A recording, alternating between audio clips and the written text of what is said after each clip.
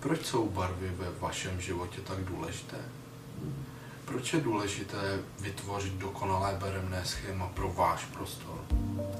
Je to protože barva je formou neverbální komunikace, která může radikálně ovlivnit naši náladu a emoce. Když vstoupíte do jakéhokoliv prostoru, vaše oko vnímá barevné kombinace a ty mohou do značné míry působit na naši náladu a tím i na míru komfortu v daném prostředí. Jedná se o jednu z nejčastěji kladených otázek, se kterou se setkávám. Jak kombinovat barvy? Všimněte si, že ve skutečnosti neustále kombinujeme barvy. Když se oblékáme do práce, nebo třeba když vybíráme polštář, který bude barevně ladit v našem obývacím pokoji. Existuje teorie barev, která umožňuje snáze kombinovat barvy.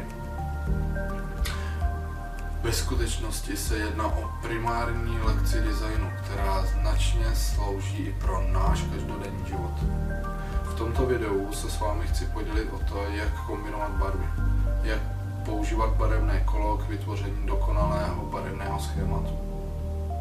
Poskytnu vám několik tipů a nápadů, jak začlenit barevné kombinace do vašeho prostoru.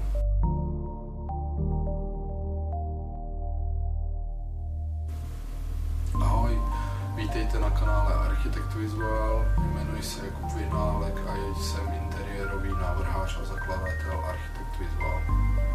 Pokud jste zde noví, máte rádi vše o designu, zvu vás k odběru.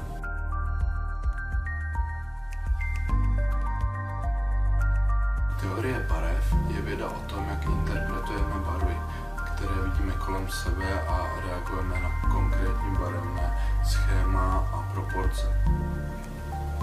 Teorie barev začíná barevným kolem. Pojďme se společně podívat, jak pracovat s barevným kolem. Primární barva, červená, modrá, žlutá, jsou stavebními kameny všech ostatních barev na kole. Nelze je vyrobit smícháním jiných barev.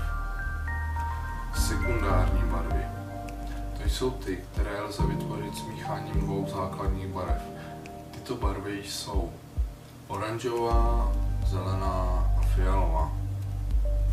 Terciální barvy.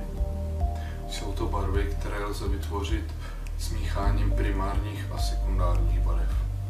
Teď se pojďme podívat na způsoby použití barevného kola pro výběr barevného schématu.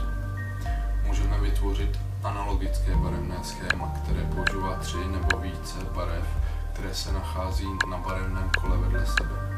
Protože používáme 3, je důležité, aby jsme se ujistili, že prostor bude vyvážený.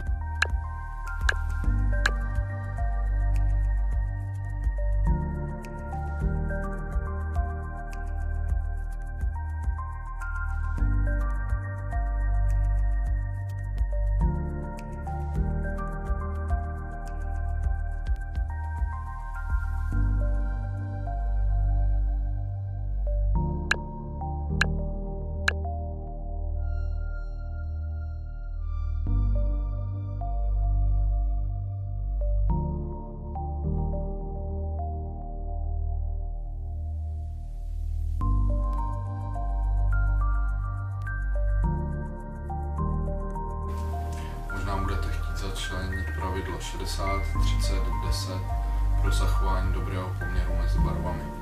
Zkusme nějaké kombinace.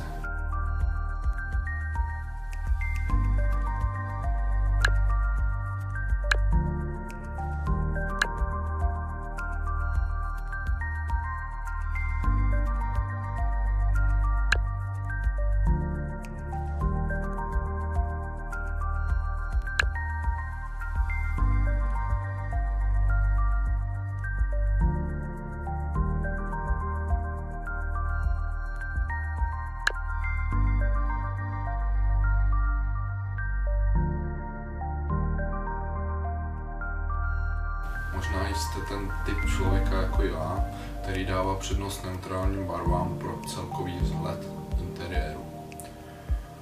Chcete ale do místnosti přidat šmrnc. Pokud je to tak, možná budete chtít použít analogické barevné schéma na doplňky a své zvýrazňující prvky. Další způsob, jak používat barevné kolo, je výběr doplňkových barev. Je to nejjednodušší způsob, protože může zahrnovat pouze 2 odstíny barev, které jsou naproti sobě v barevném kruhu. Obvykle jedna působí jako dominantní a druhá jako podtrhující.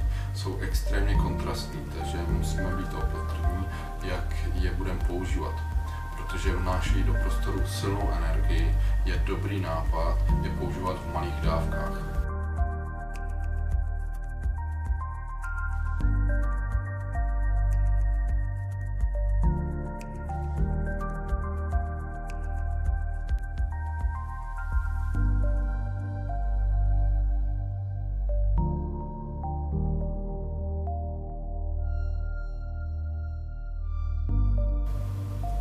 Měli byste použít s akcentní barvou také barvu neutrální, abyste je vyvážili.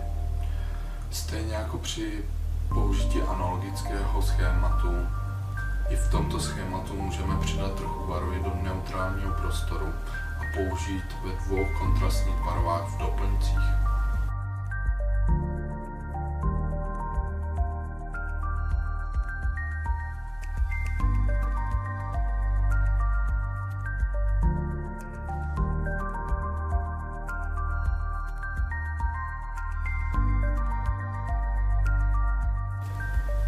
Než budeme pokračovat, podívejte se do popisku níže, nechal jsem vám tam odkaz na článek s ucelenými informacemi na jednom místě, abyste v případě, že jste uprostřed výběru, si mohli rychleji ověřit, jakým způsobem kombinovat barvy a utvrdit se ve vhodnosti ve vašem případě.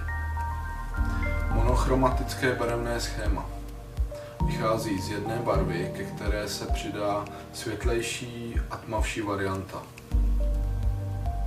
Tyto varianty se nazývají nádech, odstín a tón. Nádech vzniká smícháním základní barvy a barvy bílé. Tón se vyrábí smícháním barvy a šedé barvy. Odstín je směs barvy a černé barvy. Jednota je jedna z výhod použití monochromatického barevného schématu. Ale na druhou stranu toto schéma sebou nese riziko, že místnost bude působit nudně. Řešením je kombinovat monochromatické schéma s výraznější strukturou materiálu a vzorem. Důležité také je přidat určitou přirozenou strukturu materiálu nebo kovu, které do prostoru vnášejí nový rozměr.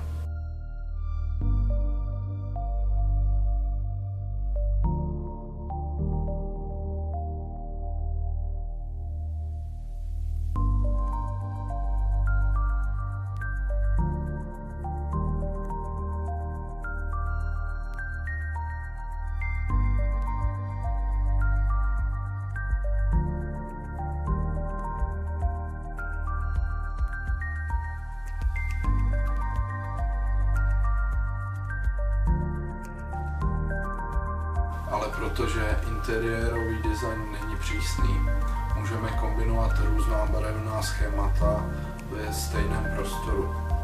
Například můžeme mít stěny, nábytek, podlahu a prvky v prostoru černé, šedé a bílé, což je monochromatické schéma, a zkombinovat ji s kontrastním barevným schématem pro naše doplňky, jako je třeba pohled na gauč, vázu nebo jiné doplňky.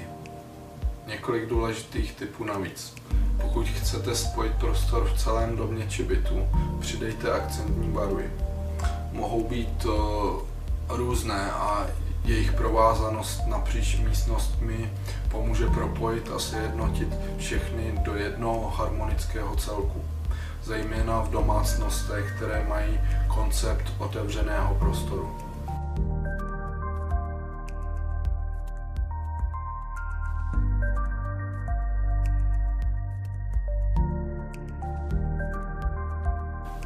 Přidejte barevné obrazy pro přidání textury a odstínu do prostoru a spárujte je s barvami podle pravidel barevného schématu, abyste získali perfektní kombinaci. Díky za sledování a doufám, že tyto informace pro vás byly užitečné. Pokud se vám toto video líbí, nezapomeňte dát like a přihlásit se k odběru. Připojte se k naší komunitě návrhářů a fandů designu. Zapněte si zvoneček, abyste nepřišli od další videa. Také sledujte Instagram pro inspiraci a pro kontakt. Přeji krásný týden a uvidíme se příště.